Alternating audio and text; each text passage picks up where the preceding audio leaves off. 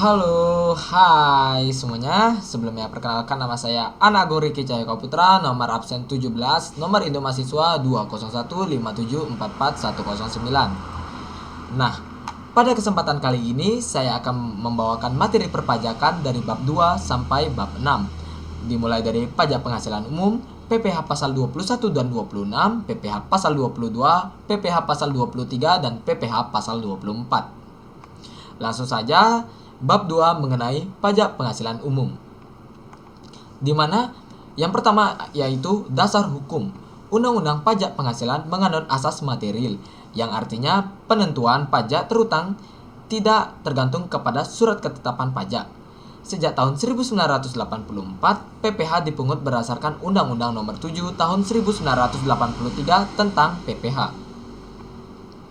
Selanjutnya, subjek pajak PPh meliputi yang pertama orang pribadi, yang kedua warisan yang belum terbagi sebagai satu kesatuan menggantikan yang berhak, yang ketiga badan meliputi PT, CV, BUMN, BUMD, perseroan lainnya, firma, koperasi, dan lain-lain, dan yang keempat bentuk usaha tetap atau BUT. Selanjutnya, objek pajak PPh. Objek pajak adalah penghasilan. Pengertian penghasilan sesuai dengan Undang-Undang Nomor 36 Tahun 2008 adalah setiap tambahan kemampuan ekonomis yang diterima atau diperoleh WP, baik yang berasal dari Indonesia maupun dari luar Indonesia, yang dapat dipakai untuk konsumsi atau menambah kekayaan WP yang bersangkutan dengan nama dan dalam bentuk apapun. Selanjutnya, dasar pengenaan pajak PPh. Besarnya penghasilan kena pajak bagi wajib pajak dalam negeri atau WPDN dan BUT ditentukan berdasarkan penghasilan bruto dikurangi biaya untuk mendapatkan, menagih, dan memelihara penghasilan. Apabila penghasilan bruto setelah pengurangan mengalami kerugian atau penghasilan neto minus, kerugian tersebut dikompensasikan dengan 4 penghasilan mulai tahun pajak berikutnya berturut-turut sampai 5 tahun. Selanjutnya, bab 3 mengenai pajak PPh pasal 21 dan 26. Secara pengertian, PPh pasal 21 adalah pajak penghasilan berupa gaji, upah, honorarium, tunjangan, dan pembayaran lain dengan nama dan dalam bentuk apapun sehubungan dengan pekerjaan atau jabatan, jasa, dan kegiatan yang dilakukan oleh orang pribadi. PPh pasal 26 memiliki pengertian yaitu pajak penghasilan yang ditujukan kepada wajib pajak luar negeri, baik orang pribadi atau badan selain bentuk usaha tetap yang menerima atau memperoleh penghasilan. Selanjutnya, wajib pajak PPh pasal 21 dan 26 meliputi yang pertama pegawai, kedua penerima uang pesangon, yang ketiga bukan pegawai yang menerima penghasilan sehubungan dengan pekerjaan, jasa, atau kegiatan meliputi tenaga ahli, pekerjaan di bidang hiburan, olahragawan, pengajar, dan lain-lain.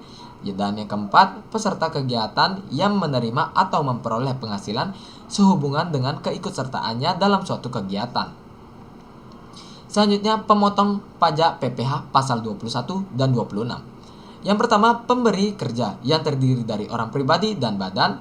Yang kedua, bendaharawan atau pemegang kas pemerintah. Yang ketiga, dana pensiun, badan penyelenggara jaminan sosial tenaga, dan badan-badan lainnya membayar tunjangan hari tua. Yang keempat, orang pribadi yang melakukan kegiatan USIK atau pekerjaan bebas serta badan. Dan yang kelima, penyelenggaraan kegiatan termasuk badan pemerintah, organisasi nasional, dan internasional. Selanjutnya, bab keempat mengenai pajak PPh pasal 22. Nah, untuk dasar hukum, PPh pasal 22 merupakan pembayaran pajak penghasilan dalam tahun berjalan yang dipungut oleh bendaharawan pemerintah, baik pemerintah pusat maupun pemerintah daerah, instansi atau lembaga pemerintah, dan lembaga-lembaga negara. Dasar hukumnya adalah Undang-Undang Republik Indonesia Nomor 36 Tahun 2008, khususnya pasal 22, penjelasannya, dan keputusan-keputusan pendukungnya. Selanjutnya, pemungut pajak pasal 22. Yang pertama, Bank Devisa dan Direktorat Jenderal Bea dan Cukai. Yang kedua, Direktorat Jenderal Perbendaharaan, Bendahara Pemerintah. Dan yang ketiga, Badan Usaha Milik Negara dan Badan Usaha Milik Daerah. Yang keempat, Bank Indonesia, Perusahaan Milik Negara, dan bank-bank BUMN. Yang kelima, badan usaha yang bergerak di bidang usaha industri.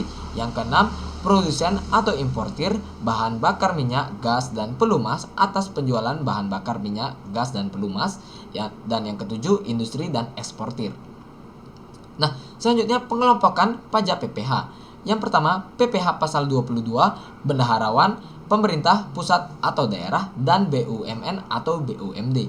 Yang kedua, PPh pasal 22 impor, dan yang ketiga, PPh pasal 22 yang dipungut badan-badan tertentu, baik badan pemerintah maupun swasta, berkenaan penyerahan hasil produksi dalam negeri. Selanjutnya, objek pajak PPh pasal 22. Yang pertama, impor barang. Yang kedua, pembayaran atas pembelian barang. Yang ketiga, pembayaran barang yang dilakukan oleh Direktorat Jenderal Anggaran, bendaharawan pemerintah. Yang keempat, penjualan hasil produksi di dalam negeri oleh badan usaha yang bergerak di bidang industri. Yang kelima, penjualan hasil produksi yang dilakukan oleh Pertamina. Dan yang keenam, pembelian untuk bahan-bahan keperluan industri dan ekspor. Selanjutnya, tarif pajak PPh pasal 22. Yang pertama, besarnya pungutan PPh pasal 22 atas impor ditetapkan sebagai berikut. Yang pertama, yang menggunakan angka pengenal impor atau API sebesar 2,5% dari nilai impor. Yang kedua, yang tidak menggunakan API sebesar 7,5% dari nilai impor. Dan yang ketiga, yang tidak dikuasai sebesar 7,5% dari harga jual lelang. Selanjutnya yang kedua, besarnya pungutan PPh pasal 22 sebesar 1,5% dari harga pembelian.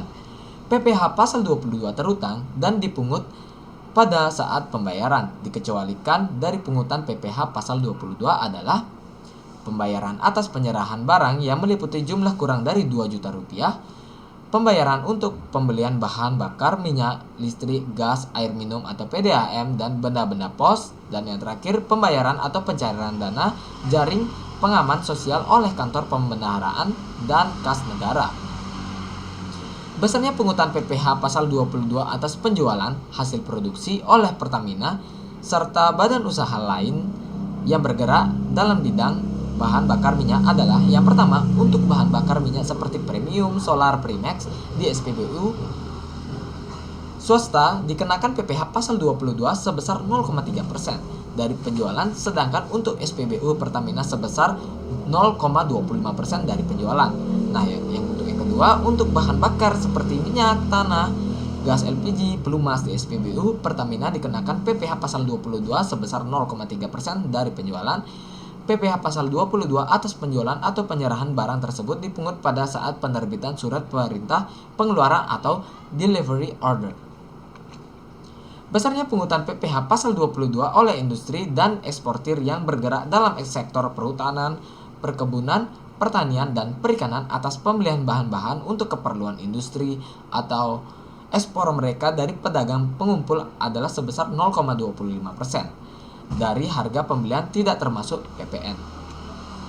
Selanjutnya bab kelima mengenai pajak PPh pasal 23, yaitu memiliki dasar hukum. Pajak penghasilan atau PPh pasal 23 adalah pajak yang dipotong atas penghasilan yang berasal dari modal, penyerahan jasa, atau hadiah dan penghargaan. Selainnya telah dipotong PPh pasal 21, PPh pasal 23 tentang pada akhir bulan dilakukannya pembayaran penghasilan atau akhir bulan tentangnya penghasilan. Selanjutnya pemungutan pajak PPh pasal 23. Nah, yang pertama badan pemerintah, yang kedua WP badan dalam negeri, yang ketiga penyelenggara kegiatan, yang keempat BUT dan perwakilan perusahaan luar negeri lainnya, dan yang kelima WP orang pribadi sebagai WP dalam negeri yang ditunjuk oleh kepala kantor. Selanjutnya objek pajak PPh pasal 23.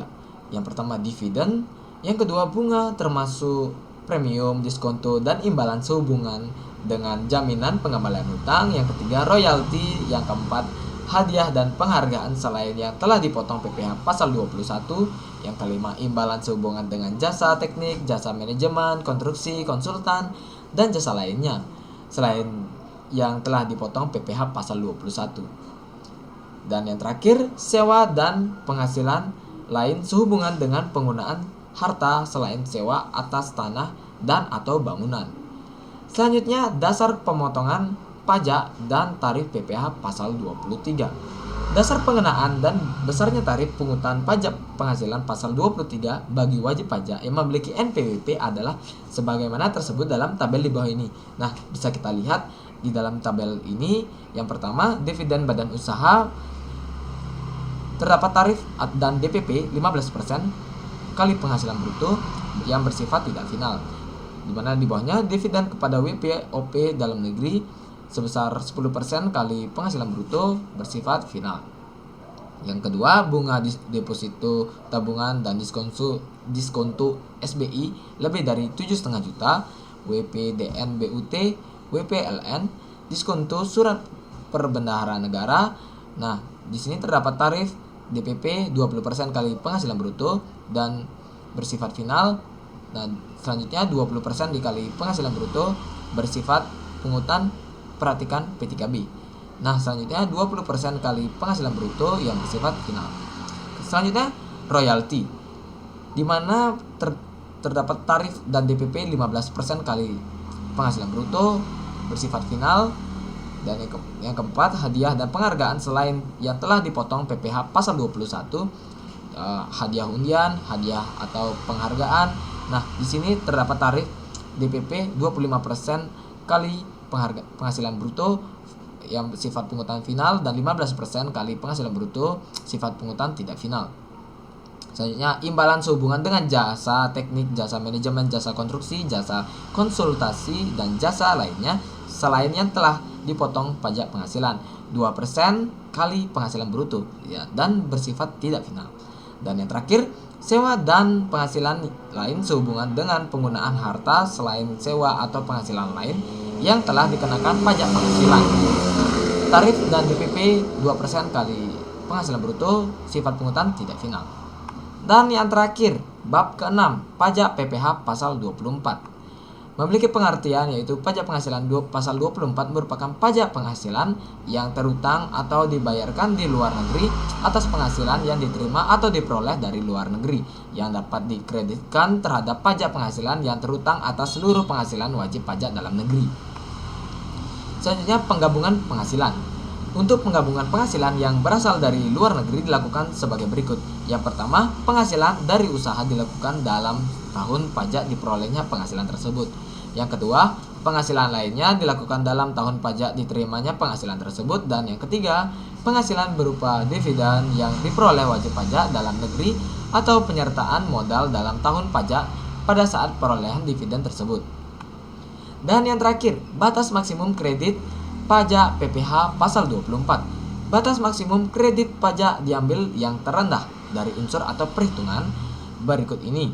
Yang pertama, jumlah pajak yang terutang atau dibayar di luar negeri. Yang kedua, penghasilan luar negeri, yaitu seluruh penghasilan kena pajak dikali PPh atas seluruh penghasilan yang dikenakan tarif pasal 17. Dan yang ketiga, jumlah pajak yang terutang untuk seluruh PKP atau dalam hal PKP adalah lebih kecil daripada penghasilan luar negeri. Nah, apabila penghasilan luar negeri berasal dari beberapa negara, maka penghitungan batas maksimum kredit pajak dilakukan untuk masing-masing negara. Nah, itu saja mengenai materi pajak yang saya jelaskan untuk hari ini. Terima kasih dan mohon maaf jika ada kesalahan kata. Dan sampai jumpa. Dadah.